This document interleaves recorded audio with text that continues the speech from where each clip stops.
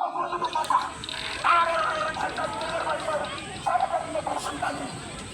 sendiri masih tutup mata. Masih ada penyebab-penyebab berhala. Otto dan Gusner sudah datang menaburkan tentang ini. Roma 1 ayat 16. Mereka punya keyakinan yang kokoh di dalam kita. Paulus berkata apapun yang keyakinan yang kokoh di dalam kita. Karena kita telah membuat pedala yang menyelamatkan setiap mereka yang percaya. Baik orang Yahudi maupun orang Yunani. Injil bukan saja berdiam di dalam kalangan orang Yahudi, bukan. Injil bukan berdiam di kalangan orang Yunani, bukan.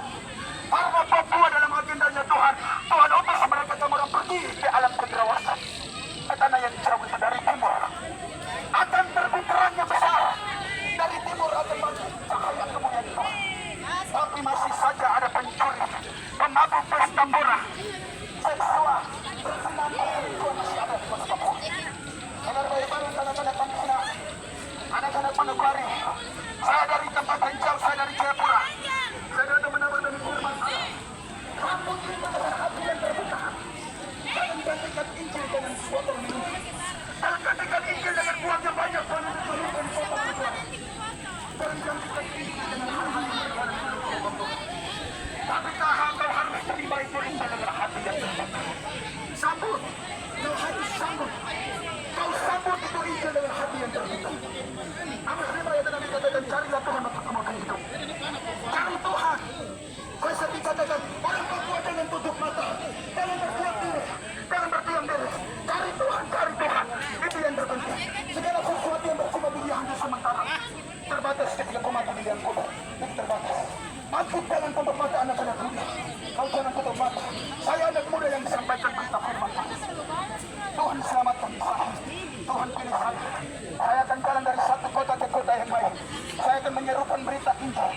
Ini dari sumbernya saya injak di kota.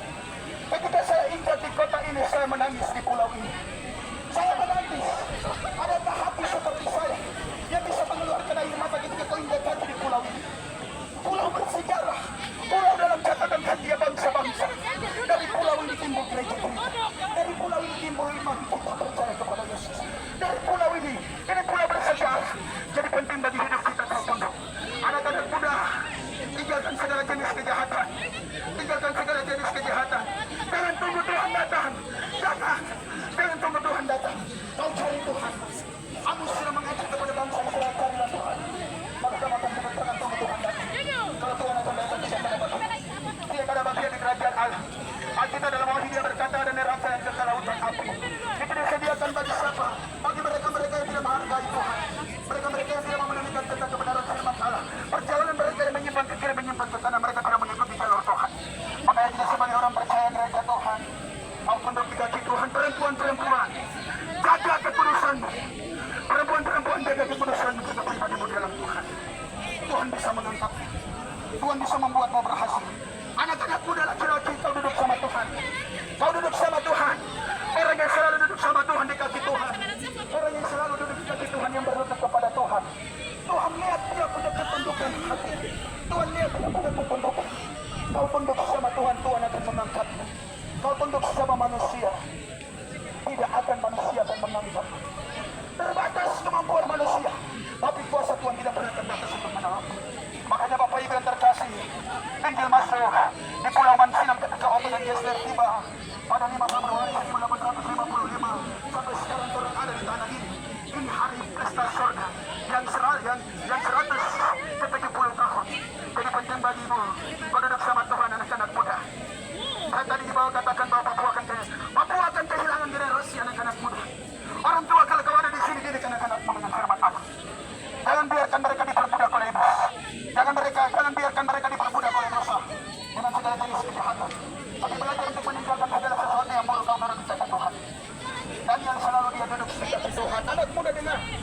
Jadi dalam penjajahan dari tanah Yerusalem dalam bawah di kerajaan Babel. Walaupun dia di tanah yang asing, keluarganya jauh, tapi dia selalu tunduk sama Tuhan. Tanya orang bohongan itu dia tunduk sama Tuhan. Dia tunduk sama Tuhan, akhirnya Tuhan mengangkat dia. Alkitab berkata suatu hari 3 kali dia berdoa. Walaupun dia ada banyak aktivitas, walaupun dia ada banyak sekali pekerjaan, tapi 3 kali dia berdoa. Adakah hati anak-anak muda seperti Daniel? Adakah hati anak-anak Papua seperti Daniel? Adakah Papua, adakah hati Rabu seperti Daniel?